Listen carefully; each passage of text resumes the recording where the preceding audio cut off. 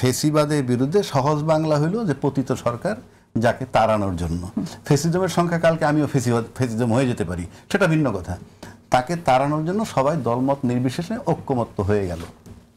আচ্ছা, এই যে ঐক্যমত্য হয়ে গেল গণতন্ত্র প্রতিষ্ঠার জন্য, তাহলে সবাই তো একটা রোল প্লে করলো যে ওনাকে হটাও।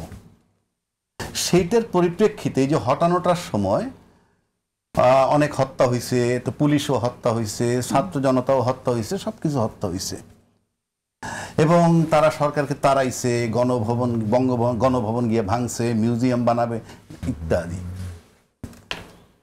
সেটার জন্য যেহেতু ওই পতিত সরকার সরার পরে কিন্তু আজকে আমরা খুব কমফোর্টেবলি একটা নির্বাচনের দিকে যাচ্ছি, 14-15 মাস পরে হলেও।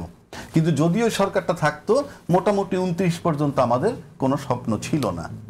তাহলে এই ওটা চলে যাওয়ার পর সবাই যেহেতু জুলাই আন্দোলনে সক্রিয় ছিল, সেক্ষেত্রে জুলাই সনদের স্বীকৃতিটা নিয়ে এই যে দীর্ঘ 7-8 মাস চলল, তারপরে সমস্ত রাজনৈতিক দল এবং সরকার যৌথভাবে ব্যর্থ হলো।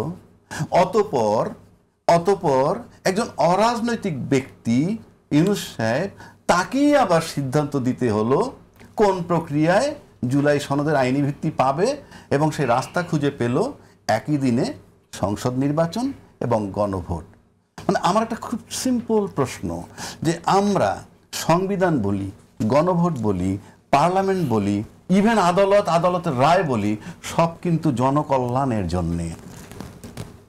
জনকল্যাণটা এইরকম যে একটা লোক যখন কেউ মেরে ফেলে, সে ভিকটিম মরে গেল, যে মারলো সে কিন্তু অপরাধী কন্টিনিউ, কিন্তু যে মরে গেল সে কিন্তু তখন নির্দোষ হয়ে যায়, কারণ তারটা বিচারটা হচ্ছে যে মারা গেছে, তার অপরাধ নাই।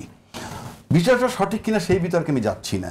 তাহলে আপনি আমাকে বলেন যে আমি যেমন কল্পনা করেছিলাম, আচ্ছা আমার কল্পনাটায় পরে আসি, এখন এই যে নির্বাচনটা একই দিনে গেল এবং গণভোট একই দিনে গেল, তারপরে এখানেই শেষ নয়। তারপরে এখন আমাদের আলোচনা চলছে কি, যে রাষ্ট্রপতির যেটা আদেশ সেটা কিন্তু আইনি মর্যাদা পাবে না। ইভেন গণভোটের রেজাল্টটাও সংসদ অ্যাপ্রুভ না করলে আপনার সে সংবিধানে ঢুকবে না। তার মানে হচ্ছে কি, আলটিমেটলি গণভোটটা কিন্তু জুলাই সনদের স্বীকৃতি, মানে সেই স্বীকৃতি নিয়ে এত জটিলতাটা কেন? ওকে, তাহলে আমি প্রশ্নটা শুনতে চাই যে গণভোটের মধ্য দিয়ে জুলাই সনদের স্বীকৃতি নিয়ে এত জটিলতা কেন? আমি আলোচনাটা অবশ্যই আসতে চাই, কিন্তু একটু সংক্ষেপে যদি জাস্ট 30 সেকেন্ডস যদি আপনি আমার প্রশ্নটা উত্তর দিতে পারেন, যে হাসিনা পতনের আন্দোলনে যারা ছিল সবগুলি দল, তারা কি আসলে গণতন্ত্র প্রতিষ্ঠার জন্য এটা করেছিল কিনা? আর স্পেসিফিকলি যদি বলি, জামাত ইসলাম কি গণতন্ত্র প্রতিষ্ঠিত করার জন্য? এটার মানে কি জানেন? এটার মানে আমরা সবাই নিশ্চিত যে আমাদের দেশে গণতন্ত্র প্রতিষ্ঠা হয় নাই। তা নাহলে এই প্রশ্ন আসবে কেন?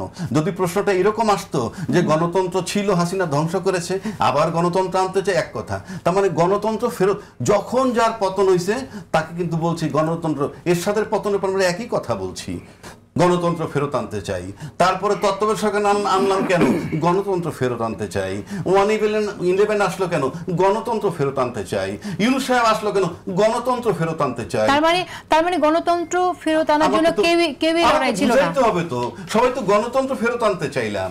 আর একটা জিনিস খুবই খারাপ, একটা হচ্ছে যে গণতন্ত্র ফেরত আনতে চাইলাম, কিন্তু তারা গণতন্ত্র ফেরত আনতে ব্যর্থ হলো, সেটা একটা, এবং সেটা একটাই, কিন্তু আসলে চাওয়াটা কতটুকু সেই জায়গা থেকে একটু প্রশ্ন এখানে। কিন্তু আমি তো এরশাদের পতন করলাম কেন? গণতন্ত্র নাই। তারপরে আপনি তত্ত্বাবধায়ক আনলাম, গণতন্ত্র নাই। তার মানে গণতন্ত্র ছিল কখন? প্রথম হলো গণতন্ত্র থাকতে হবে, তারপরে এর উপরে রং তুলি দিয়ে ভালো গণতন্ত্র ফিরিয়ে আনা না। ধরেন আমি প্রশ্নটা আরো সহজ করি, গণতন্ত্র প্রতিষ্ঠার জন্য কিনা? গণতন্ত্র প্রতিষ্ঠার লড়াই যদি বলেন, তাহলে আমরা 53 বছর যাবতই লড়াই করছি। সেই লড়াই কি সবগুলো দলই ছিল? সেই লড়াই সবগুলো দলের লক্ষ্য কি গণতন্ত্র প্রতিষ্ঠা? সেই প্রশ্ন তো আরেকটা করলেন, এই যে আজকে যখন ওই সরকারের তাড়ানো হইলো, সব বাদ দিলাম, এই যে লেটের যে সরকারটাকে তাড়ানো হইলো গণতন্ত্র প্রতিষ্ঠার নামে, গণতন্ত্র এস্টাবলিশ করার নামে, তাহলে তাকে তাড়ানোর পর জুলাই স্বীকৃতিটা হইলে, সনদের স্বীকৃতি, রাষ্ট্রের ক্ষতি কি হবে, দেশের জনগণের ক্ষতি কি হবে, আন্তর্জাতিকভাবে আমার ক্ষতি কি হবে? কোনো ক্ষতিই হবে না। সেটাও আমরা পারতেছি না, এখনো চূড়ান্ত নয়, এখনো অনিশ্চিত যে জুলাই সনদের স্বীকৃতি হবে।